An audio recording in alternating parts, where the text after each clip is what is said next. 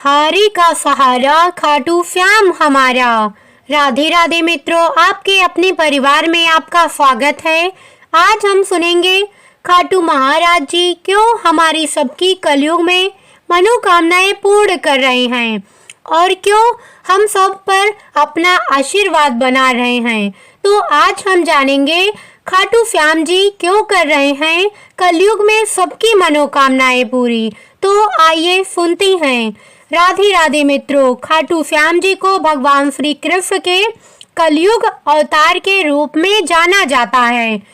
राजस्थान के सीकर जिले में स्थित श्याम बाबा के भव्य मंदिर में दर्शन के लिए हर दिन लाखों भक्त पहुंचते हैं। मान्यता है कि श्याम बाबा सभी की मनोकामनाएं पूरी करती हैं और फर्श से अर्श तक पहुंचा सकती हैं। बाबा खाटू श्याम का संबंध हमारे महाभारत काल से माना जाता है। यह पांडु भीम के पौत्र थे। पौराणिक कथा के अनुसार खाटू श्याम की अपार शक्ति और क्षमता से प्रभावित होकर श्री कृष्ण ने इन्हें कलयुग में अपने नाम से पूजे जाने का वरदान दिया था। हारी का सहारा खाटू श्याम हमारा, ये तो आपने खूब सुना होगा। कलयुग के देवता के रूप में फेमस खाटू श्याम जी को आज देश और दुनिया में पूजा जा रहा है। खाटू श्याम की भगवान कृष्ण का चमत्कारी रूप भी माना जाता है और कहते हैं जो भी बाबा के दरबार यानी खाटू श्याम मंदिर में सच्ची भावना के साथ मनोकामना लेकर आता है, उसकी इच्छा खाटू श्याम जी पूरा करती हैं। लेकिन अक्सर लोगों के मन में ये सवाल रहता है, आखिर इन्हें कलयुग में खाटू श्याम जी क्यों कहा जाता है और इन्हें हारी का सहारा क्यों कहते हैं। अगर आप भी ये सब सोच रहे हैं तो चलिए सुनाते हैं आखिर क्या है इनके पीछे की कहानी। खाटू श्याम असल में भीम के पोते और घटोत्कच के बेटे बर्बरीक हैं। इन्हीं को खाटू श्याम के रूप में पूजा की जाती है। बर्बरीक बचपन से ही वीर और महान योद्धा के गुण थे और इन्होंने भगवान शिव को प्रसन्न कर उनसे 3 अभेद्य बाण प्राप्त किए थे। इसी कारण इन्हें 3 बाणधारी भी कहा जाता है। इस मंदिर की एक बहुत ही खास और अनोखी बात प्रचलित है। कहा जाता है कि जो भी इस मंदिर में जाता है इसे बाबा श्याम का हर बार एक नया रूप देखने को मिलता है और कई लोगों को उनके आकार में भी बदलाव नजर आता है। महाभारत के युद्ध के दौरान बर्बरीक ने अपनी माता अहिलावती के समक्ष इस युद्ध में जाने की इच्छा प्रकट की। जब मां ने इसकी अनुमति दे दी तो उन्होंने माता से पूछा, मैं युद्ध में किसका साथ दूं? इस प्रश्न पर माता ने विचार किया कि कौरवों के साथ तो विशाल सेना है। स्वयं भीष्म पितामह, गुरु द्रोण, कृपाचार्य, अंगराज, कर्ण जैसे महारथी इनके सामने पांडव अवश्य ही हार जाएंगे। इसलिए उन्होंने बर्बरीक से कहा कि जो हार रहा हो तुम उसी का सहारा बनो। बर्बरीक ने माता को वचन दिया कि वह ऐसा ही करेंगे और वह युद्ध भूमि की ओर निकल पड़े। भगवान श्री कृष्ण युद्ध का अंत जानते थे, इसलिए उन्होंने सोचा कि अगर कौरवों को हारता देखकर बर्बरीक कौरवों का साथ देने लगा तो पांडवों का हारना निश्चित है। तब श्री कृष्ण ने ब्राह्मण का वेश धारण करके बर्बरीक से उनका शीश दान में मांग लिया। बर्बरीक सोच में पड़ गया कि कोई ब्राह्मण मेरा शीश क्यों मांगेगा।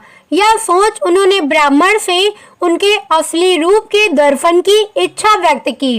भगवान श्री कृष्ण ने अपने विराट रूप में दर्शन दिए, यानी कि इस पर उन्होंने अपनी तलवार निकालकर श्री कृष्ण के चरणों में अपना सिर अर्पण कर दिया। श्री कृष्ण ने तेजी से उनके शीश को अपने हाथ में उठाया एवं अमृत से खींचकर अमर कर दिया। उन्होंने श्री कृष्ण से संपूर्ण युद्ध देखने की इच्छा प्रकट की, इसलिए भगवान ने उनके शीश को युद्ध भूमि के समीप ही सबसे ऊंची पहाड़ी पर सुशोभित कर दिया, जहां से बर्बरीक पूरा युद्ध देख सकते थे। युद्ध की समाप्ति के बाद सभी पांडव विजय का श्रेय अपने ऊपर लेने लगे। आखिरकार निर्णय के लिए श्री कृष्ण के पास गए तो वह बोले, मैं तो स्वयं व्यस्त था, इसलिए मैं किसी का पराक्रम नहीं देख सका। ऐसा करती हैं, सभी बर्बरीक के पास चलती हैं। वहां पहुंचकर भगवान श्री कृष्ण ने उनसे पांडवों के पराक्रम के बारे में पूछा तो बर्बरीक के शीश ने उत्तर दिया, भगवान, युद्ध में आपका सुदर्शन चक्र नाच रहा था और जगदम्बा का लहू पान कर रही थी। मुझे तो ये लोग कहीं भी नजर नहीं आए। बर्बरीक का उत्तर सुन सभी की नजरें नीचे झुक गई। तब श्री कृष्ण ने उनसे प्रसन्न होकर इनका नाम श्याम रख दिया। अपनी कलाएं एवं अपनी शक्तियां प्रदान करते हुए भगवान श्री कृष्ण ने कहा कि बर्बरीक, धरती पर तुमसे बड़ा दानी ना तो कोई हुआ है और ना ही होगा। माँ को दिए वचन के अनुसार तुम हारने वाले का सहारा बनोगे।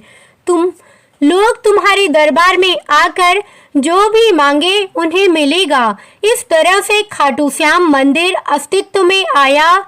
आइए सुनते हैं खाटू श्याम बाबा बर्बरीक की कथा।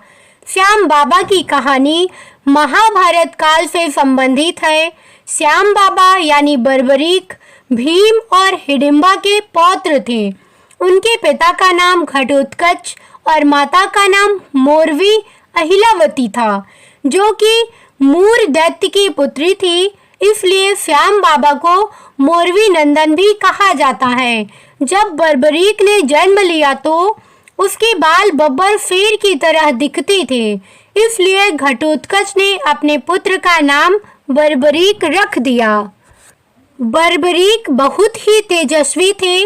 उन्होंने युद्ध कला अपनी माता मोरवी से प्राप्त की। उनकी माँ उनकी गुरु थी। उनकी माँ ने उन्हें शिक्षा दी थी कि सदैव हारने वाले पक्ष की सहायता करनी चाहिए, इसलिए उनको हारे का सहारा कहा जाता है। उन्होंने माँ आदिशक्ति की बहुत तपस्या की, जिसके फलस्वरूप उन्हें 3 बाण प्राप्त हुए, इसलिए उन्हें 3 बाणधारी भी कहा जाता है। उन्हें एक दिव्य धनुष भी प्राप्त हुआ, जो बर्बरीक को तीनों लोकों में विजय प्राप्त करने में समर्थ था। बर्बरीक को जब कौरवों और पांडवों के मध्य होने वाले युद्ध की सूचना मिली तो वह भी युद्ध में भाग लेने का निर्णय लिया। उन्होंने अपनी माँ से आशीर्वाद लिया और अपनी माँ से वादा किया कि हारने वाले पक्ष का साथ देगा। इसलिए बर्बरीक नीले घोड़े पर सवार होकर महाभारत युद्ध स्थल पर पहुंचे। नीला घोड़ा उनका वाहन होने के कारण उनको नीले घोड़े पर सवार कहा जाता है। श्री कृष्ण को जब बर्बरीक की इस प्रतिज्ञा का पता चला तो उन्होंने बर्बरीक की शक्ति की परीक्षा लेने का निश्चय किया। श्री कृष्ण ने बर्बरीक के पास जाकर प्रश्न किया कि तुम मात्र 3 बाण लेकर युद्ध भूमि में आ गए, क्या 3 बाण से भी कोई युद्ध लड़ सकता है? बर्बरीक कहने लगे कि मेरे 3 बाणों में ही युद्ध जीतने की क्षमता है। बर्बरीक कहने लगे कि मेरा पहला बाण उनको चिंतित करेगा, जिनकी रक्षा करनी है। दूसरा बाण उनको चिन्हित करेगा, जिनका वध करना है। तीसरा बाण से वध करने वाले चिन्हित योद्धाओं और सेना का वध करके वापस मेरे तर्कस में आ जाएगा। बर्बरीक कहने लगे कि उनके यह बाण संपूर्ण सेना को नष्ट कर सकते और उनके वह तीर पुनः उनके तर्कस में वापस आ जाती हैं। श्री कृष्ण ने बर्बरीक के बाणों को परखने के लिए कहा कि वह सामने जो पीपल का पेड़ है उसके समस्त पत्तों में छेद करके दिखाएं। बर्बरीक ने अपने बाण को पीपल के पेड़ के पत्तों में छेद करने की आज्ञा दी। बाण सभी पत्तों को भेद कर श्री कृष्ण के पैरों के इर्द गिर्द घूमने लगा। बर्बरीक ने श्री कृष्ण से प्रार्थना की, प्रभु आप अपने पैर छूने पीछे कर ले, आपके पैरों के नीचे इस पीपल के पेड़ का एक पत्ता है।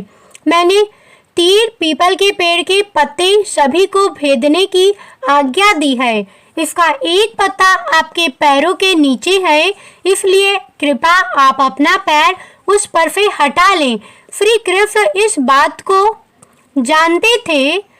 उन्होंने स्वयं ही पीपल के एक पत्ते को अपने पैरों के नीचे रखा था ताकि वह बर्बरीक के बाण की शक्ति और सामर्थ्य देख सकें। बर्बरीक के बाणों की शक्ति देखकर श्री कृष्ण समझ गए कि यह तो युद्ध कुछ ही क्षणों में खत्म करने का सामर्थ्य रखता है। श्री कृष्ण ने बर्बरीक से पूछा कि तुम किस ओर से लड़ोगे। बर्बरीक ने अपनी मां से किए हुए वादे अनुसार कहा कि मैं युद्ध में जिस भी पक्ष की सेना हारती हुई नजर आएगी उसका साथ देने का निर्णय लिया है। श्री कृष्ण तो अंतर्यामी थे, वह तो युद्ध का परिणाम जानते थे। श्री कृष्ण सोचने लगे कि बर्बरीक के बाण तो कुछ ही क्षणों में युद्ध समाप्त करने की क्षमता रखती हैं। अगले दिन श्री कृष्ण ब्राह्मण का रूप धारण कर बर्बरीक के पास पहुँचे। बर्बरीक से भिक्षा मांगी। श्री कृष्ण ने बर्बरीक से कहा, बर्बरीक से जो भी वह मांगे उसे दान देने का वचन मांगा। जब बर्बरीक ने वचन दे दिया, श्री कृष्ण ने तुरंत बर्बरीक का शीश दान में मांग लिया।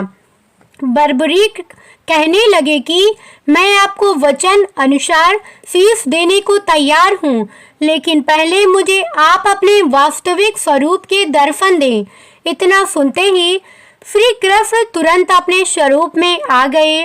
श्री कृष्ण बर्बरीक से कहने लगे कि युद्ध के प्रारंभ होने से पहले युद्ध भूमि की पूजा के लिए किसी वीर योद्धा के शीश के दान की जरूरत होती है। श्री कृष्ण ने बर्बरीक को सबसे अधिक वीर योद्धा कहकर उनका शीश दान में मांग लिया। बर्बरीक कहने लगे कि मैं आपको अपना शीश देने का वचन दे चुका हूँ, लेकिन मैं यह युद्ध अंत तक देखना चाहता हूँ। श्री कृष्ण इस बात पर सहमत हो गए और उन्होंने बर्बरीक के शीश को अमृत से सींचकर एक ऊंची पहाड़ी पर रख दिया ताकि बर्बरीक युद्ध देख सके। बर्बरीक का कटा हुआ शीश युद्ध को अंत तक देखा और गर्जना करता रहा। भगवान श्री कृष्ण ने श्याम बाबा बर्बरीक के बलिदान से प्रसन्न होकर वरदान दिया था कि कलयुग में तुम को मेरे श्याम नाम से जाना जाएगा। ऐसा माना जाता है कि बर्बरीक का शीश खाटू नगर वर्तमान राजस्थान राज्य के सीकर में दफनाया गया था, इसलिए उन्हें खाटू श्याम नाम से जाना जाता है। खाटू श्याम के अनजाने रहस्य नंबर 1, खाटू श्याम अर्थात माँ सैव्यम पराजिता अर्थात जो हारे हुए हैं और निराश लोगों को संबल प्रदान करता है। नंबर 2, खाटू श्याम बाबा दुनिया के सर्वश्रेष्ठ धनुर्धर हैं, उनसे बड़े सिर्फ श्री राम ही माने गए हैं। नंबर 3, खाटू श्याम जी का जन्मोत्सव हर साल कार्तिक शुक्ल पक्ष की देव उठनी एकादशी को बड़ा धूमधाम से मनाया जाता है। नंबर 4, खाटू श्याम मंदिर बहुत ही प्राचीन है, लेकिन वर्तमान मंदिर की आधारशिला सन 1720 में रखी गई थी। इतिहासकार पंडित झाबरमल शर्मा के मुताबिक सन 1679 में औरंगजेब की सेना ने इस मंदिर को नष्ट कर दिया था। मंदिर की रक्षा के लिए उस समय अनेक राजपूतों ने अपना प्राणोत्सर्ग किया था। नंबर 5, खाटू श्याम मंदिर परिसर में लगता है बाबा खाटू श्याम का प्रसिद्ध मेला हिंदू मास फाल्गुन माह शुक्ल षष्ठी से दुआदफी तक यह मेला चलता है। 11 के दिन मेले का खास दिन रहता है। नंबर 6, बर्बरीक देवी के उपासक थे। देवी के वरदान से उन्हें 3 दिव्य बाण मिले थे जो अपने लक्ष्य को भेद कर वापस उनके पास उनके तरकश में आ जाते थे। इसकी वजह से बर्बरीक अजेय थे। नंबर 7, बर्बरीक अपने पिता घटोत्कच से भी ज्यादा शक्तिशाली और मायावी था। नंबर 8 कहती है कि जब बर्बरीक से श्री कृष्ण ने शीश मांगा तो बर्बरीक ने रात भर भजन किया और फाल्गुन शुक्ल द्वादशी को स्नान करके पूजा की और अपने हाथ से अपना शीश काट कर श्री कृष्ण को दान कर दिया। नंबर 9, शीश दान से पहले बर्बरीक ने महाभारत का युद्ध देखने की इच्छा जताई।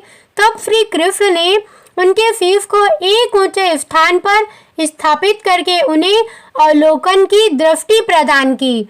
नंबर 10, युद्ध समाप्ति के बाद जब पांडव विजय श्री का श्रेय देने के लिए वाद विवाद कर रहे थे तब श्री कृष्ण ने कहा, इसका निर्णय तो बर्बरीक का शीश ही कर सकता है।